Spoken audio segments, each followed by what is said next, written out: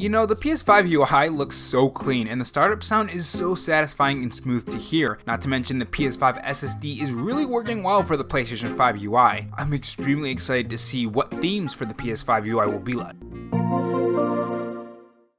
In this video, we're going to go over some things that we learned about the PS5 UI in Sony's video yesterday. These things are some things that people may have missed, or maybe they were smaller details that I've noticed about the PlayStation UI, which again just looks so great. So let's not waste your time any longer, I'm sure you guys have tons to do today. Starting at number 1, the PS5 UI has introduced a new feature to the UI called cards. The first example the video gives is a card that allows you to follow news from devs and publishers that you choose to follow. It's going to be interesting to see if these themes on the PS5 will change these in any way, shape, or form, just like the PS3 and the PS4 did for the borders around their icons. Number 2 is a really cool addition, and that's activities. Now, activities are objectives that you can do in-game that net you a trophy, or maybe they're in-game activities. And there are multiple activities that can be done on the PlayStation 5 UI. All you have to do is click on one activity, and the PS5 super fast SSD instantly loads you into the game. I'm really still amazed at how fast the PS5 SSD is loading everything on the PS5. It's just so great. Now, one thing to keep in mind is that the narrator says that some activities will let you jump straight in. I'm sure games that require you to progress further in the story or reach a certain level in, say, Dragon Age 4 won't let you skip to the end of the game. That would be kinda ridiculous in my opinion. Now, one thing I did notice while he was scrolling through the activities, there are two kinds. One that seems to be in-game objectives, which depending on which PS5 game you're playing, it will change most likely. And then you have your normal trophy activities. So say in the latest Assassin's Creed Valhalla game, you have to sync all the viewpoints in a certain area and you get a trophy. When you click on that trophy, maybe they'll transfer you to that specific area. They also give you an estimated time on how long it takes to complete these activities, which I assume is based on how well you play the game because the narrator says it's a personalized playtime estimate. Number 5 is a feature that I kinda love. Now, this feature is restricted to PlayStation Plus members and in some PS5 games, so not all the PS5 games, and that is the game help feature. This feature allows you to skip the whole routine of going online and shifting through long pages of tutorials and simply watch a small clip. This clip will give you hints on how to complete the activities, but not the whole thing. And the cool thing about this feature is that you can have a small window pinned to your gameplay while you're playing the game, which I think is going to be very helpful in certain games that have long videos. Sometimes it can get annoying on having to switch between your game and say a laptop or a PC every single time you forget on what the guide said. Now again, the narrator does say some cards, so I'm guessing not every game will have the game help card feature. Now if the game card is getting in your way or maybe you want more screen for your gameplay, you can simply tap the control center to bring the screen off or bring it back up. And number 6 is the screen share feature, which lets you share gameplay with your friends. Now this can also be pinned in the corner just like the activity cards. So maybe you and a friend just got your PS5 and Spider-Man Miles Morales and one of you is having trouble with the boss or the objective, probably the other person. You can screen share the game, replay the objective, and show them how to beat this objective or some kind of hidden weapon like an RPG like Final Fantasy or Dragon Age 4. As you can tell,